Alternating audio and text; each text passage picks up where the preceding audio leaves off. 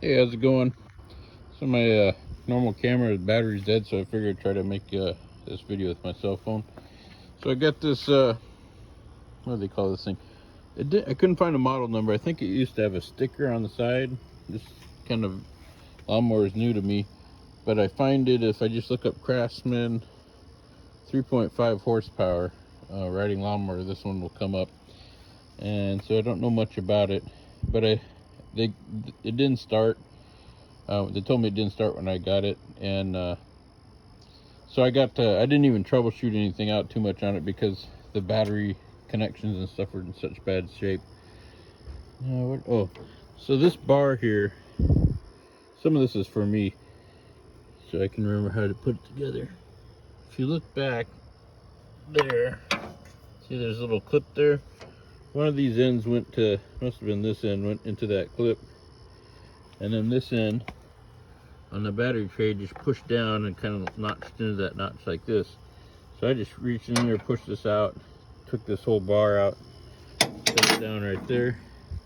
And then the battery posts are already off the wiring, but if they were on them, you'd just take the two terminals off, and then you have to come in through down here, and you can reach your arm up in here, and the battery's small, so it's not too heavy, but it's kind of awkward. You just take it out, push it down through there, and bring the battery out here.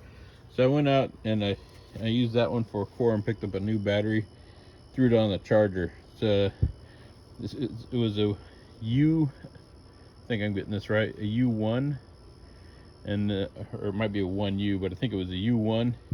And when you buy those batteries, it's either going to be U1L or an R. And if it doesn't say anything, it's considered an L. And that just tells you which side the posts are on. And this one, I guess, was the left side positive post.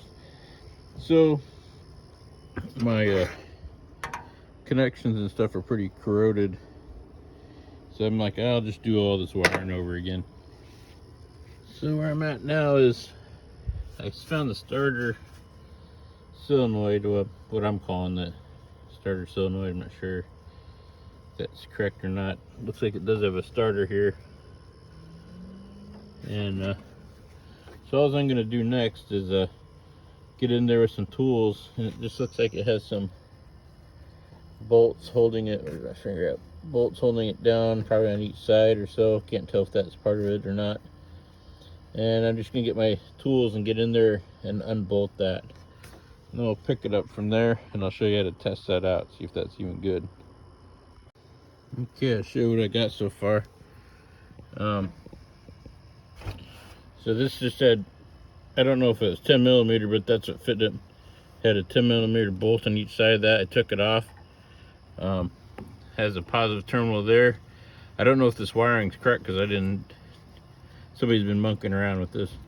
This had a black wire and a black wire coming out of this deal here.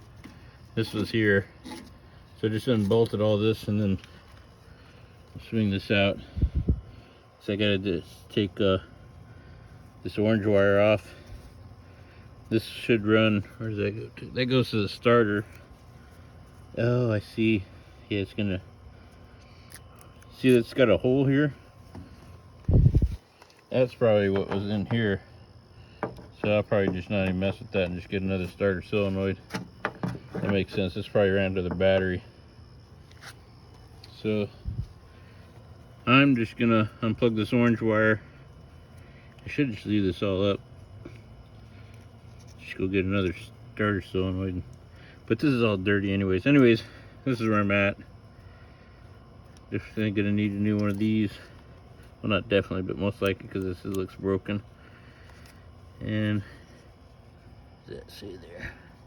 Assuming this hasn't been monkeyed around with, maybe there's a part number or something. So that's where I'm at. Alright, so I decided to show you how to put the battery in. So all I did is I came in through here, right there, and I put it there, and I'm putting the positive on the left side and the negative on the right side with the battery terminals facing this way. And then we're just going to get this bar, and it should only go in one way, like this. So let's see if we, Just put it in the deal in the back there. And see, I don't know if I can do this one hand, but all I'm going to do is push it back, and I'll try.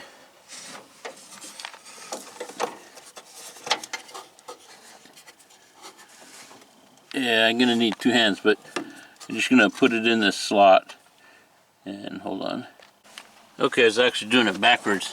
The short one goes back in there, and it kind of tilts up at the end, and it's longer than it is from the back, so the long one goes down and clips in. So, and it's you have to push on it pretty tight, so it might need two hands, but it holds it in really good. So that part's done. So I decided to check the wiring. Out of this harness, there's three wires, like an old faded yellow-orange one, which I can't really tell what color it's supposed to be. One that I think it's hard to tell if it's orange or red, and then a black one. And I tested the black one. I just got my continuity tester, and it just goes to ground. So that tells me what that wire is for. The other one is pretty corroded, but if I hook it up, see if I can clamp on there. I'm going to have to replace the end on it. If I can get it clipped, there we go.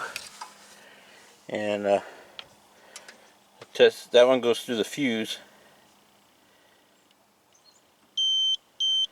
And it's good to test your fuse like this, although you could test your fuse here. That tells me at least I know the wires going there. And I want to test it all the way to the ignition, and that's kind of where I'm at right now. I wanted to, I'm like, oh, let me work on the ignition, and I saw it just had some Phillips screws around the base, 4 of them, 2 on this side, 2 on that side. And I took them out, set them over there, as if you care. No, I was like, well, how's this come off? And then I realized I got to take the steering wheel off, I think. So this was like this, and I was like, well, how's this come off?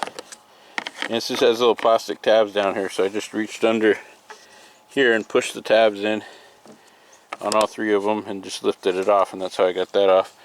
And then I'm surprised how small that bolt is, but then I'm going to take this bolt off. That should take the steering wheel off, and then hopefully the plastic will come off, and I'll see how the rest of this is wired in. Alright, I got the steering wheel off. That was just a 3/8.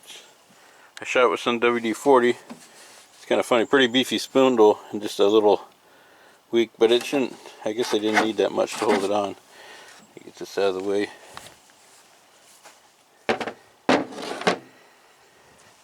And looks like, ooh, don't know where this came from. That might have fell off the spindle. I'll put it down here.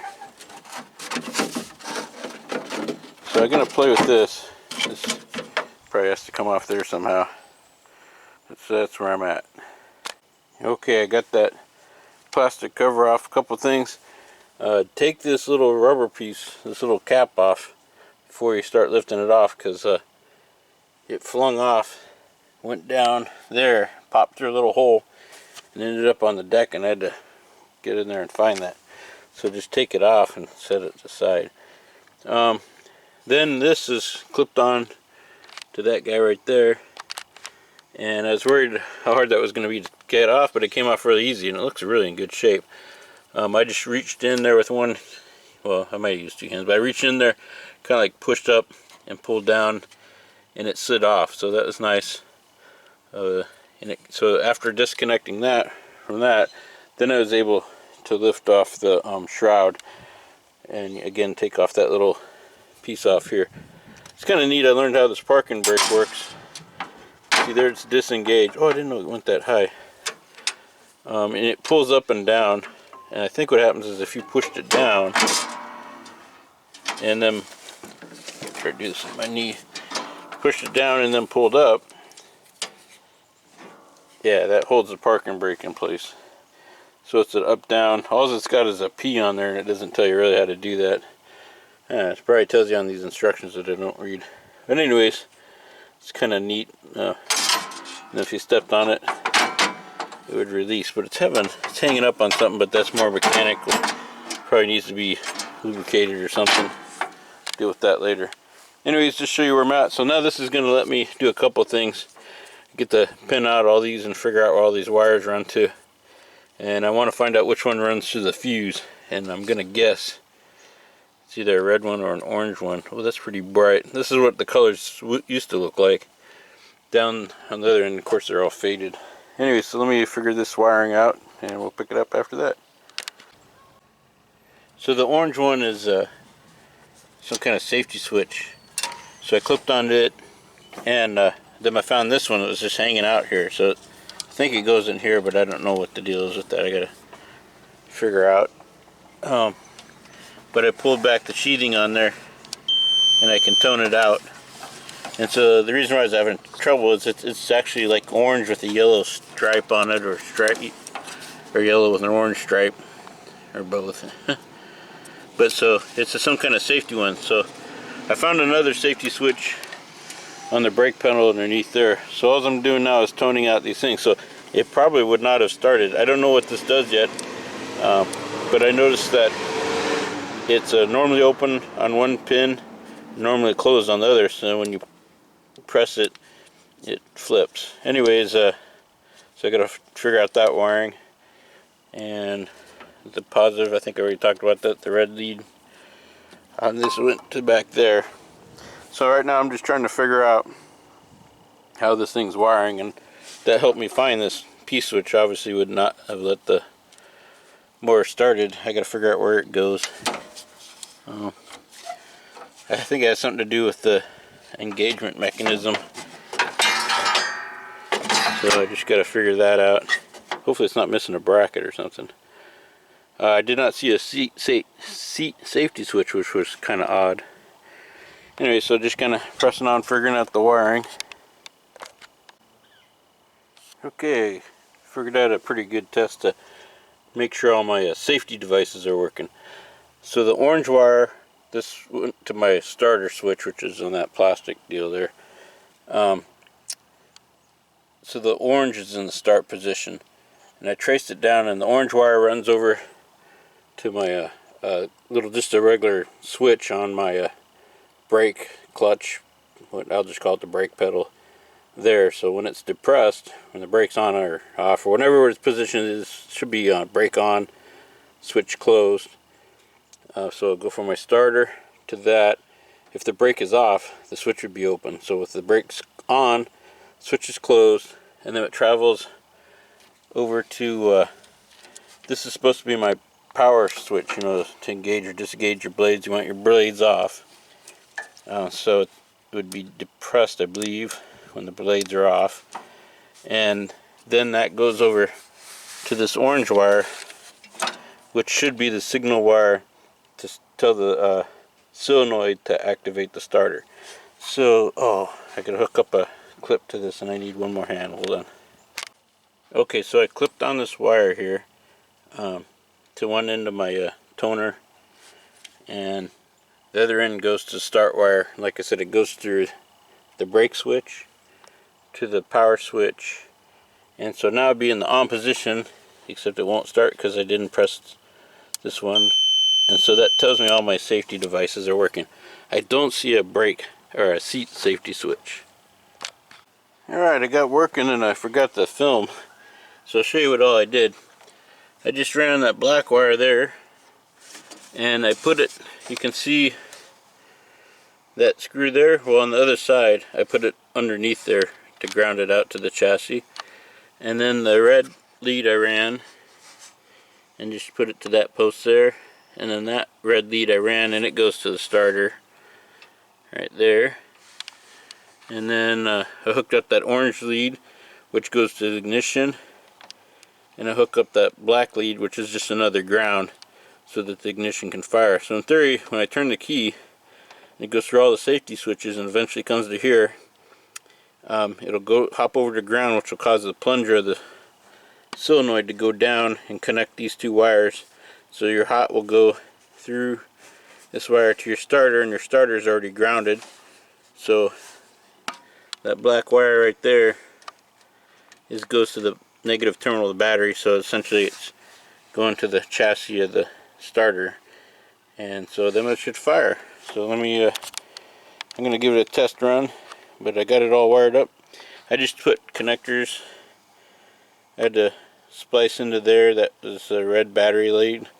This, oh, I didn't show this. I ran this other lead. This goes to the ignition. And so you got that black lead, ground, start, that orange one. This red one goes up to the ignition switch to help power everything. And that's about it. So I'm just getting ready to test it out. Yeah, I thought this was kind of funny. I put the cowling back on, and I went to go start it, and when it started, and I realized if you do put the cowling, I call this the cowling, this plastic piece, make sure you hook your wires up before you screw it back down. So I got to unscrew it all, hook the connector on there, and then try it out. Okay, couldn't get the start, and I was starting to scratch my head, and I tried to hot wire it right here with this cowl off, and it still wouldn't start, which tells me the orange wire wasn't making it to there. So I had to stop and think, and then I realized, okay, I didn't show this before, but I figured out where that switch goes, and that's for to make sure your blades are disengaged. And so then I climbed under and looked at the brake lever, and it wasn't being depressed all the way, and you gotta like pull up on this or something.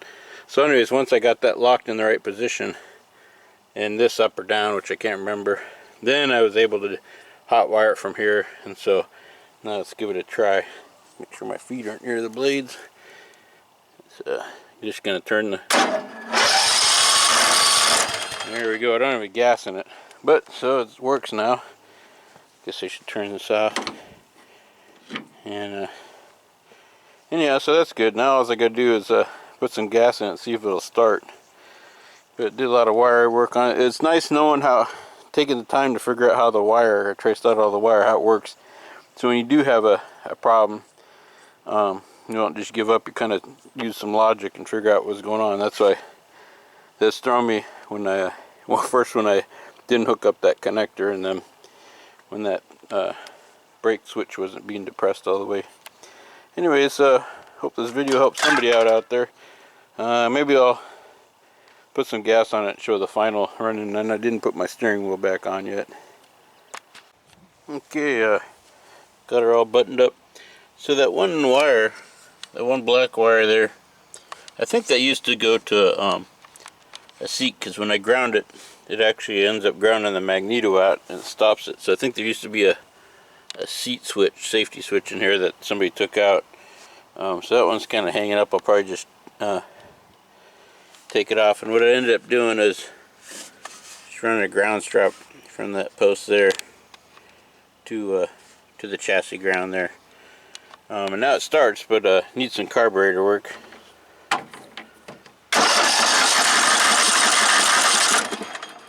So I think that'll be another video, because I got to take off the shroud and get at the carburetor. I'll attempt to clean it first, which seems to never work out. And if it won't clean up and start running, then I'll just replace the carburetor. I'll make a separate video for that. Anyways, hope this video helps somebody out. If you like it, give me a thumbs up, and if you subscribe, you'll see more videos as they come out. Thank you for watching.